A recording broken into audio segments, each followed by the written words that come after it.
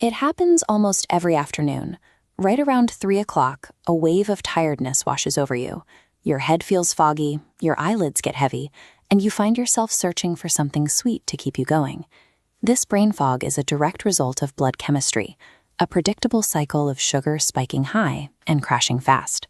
Researchers have identified a specific muscle movement that can intercept that sugar before the crash happens. Activating this muscle turns a sharp, volatile blood sugar spike into a steady, gentle curve, cutting the peak by roughly 52. This window determines exactly how your body will handle what you just ate. As your digestive system breaks down carbohydrates into glucose, that sugar pours into your bloodstream. It arrives quickly and in large volumes. To manage this, your pancreas releases the hormone insulin. It travels through the blood and binds to receptors on your cells, signaling them to absorb the glucose so it can be used or stored as fuel. If you are sitting still after dinner and your muscle and liver storage is already full, your body has no place to put the fuel. It tucks the excess sugar into your fat cells. In the process, your sugar levels can drop lower than where they started, triggering that exhausted feeling. But your muscles have a biological loophole. They possess a secondary entry point that allows them to pull in glucose even when you aren't releasing high levels of insulin. Movement alone can bypass the insulin response. The second a muscle contracts, it begins drawing glucose directly from the blood to burn it as fuel. Your blood sugar drops, but your pancreas doesn't have to work overtime to make it happen.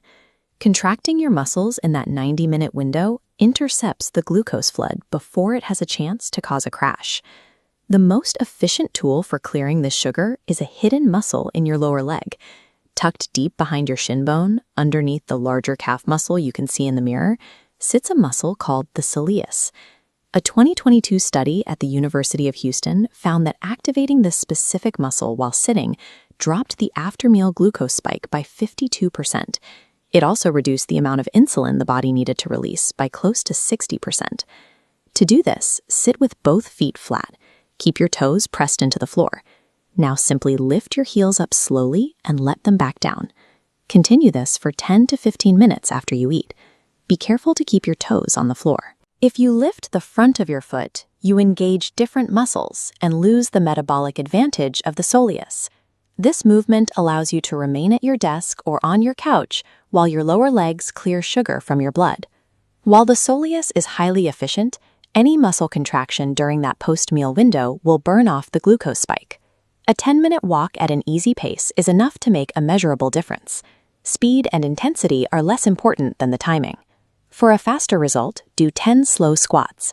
Engaging the large muscles in your thighs and glutes pulls more glucose out of the blood per minute than smaller muscles can. Keep your back straight and your feet shoulder-width apart. Try doing these while you wait for a post-dinner kettle to boil to ensure you hit that 90-minute window. You can even use basic housework. 15 minutes of washing dishes or sweeping the floor keeps your body moving and your muscles working. The metabolic benefit is wasted if you do these chores an hour too late. The glucose is already being stored, so the movement must happen immediately after you finish eating. Improving your blood sugar is a matter of consistency. Moving immediately after meals changes the metabolic impact of every carbohydrate you eat. Within a few days, you will notice your afternoon energy remains steady, your head feels clearer, and that urgent late-day craving for sugar starts to lose its grip. In the long term, you are protecting your health. Every excessive insulin release forces your pancreas to work at its limit, which eventually wears it down and leads to insulin resistance.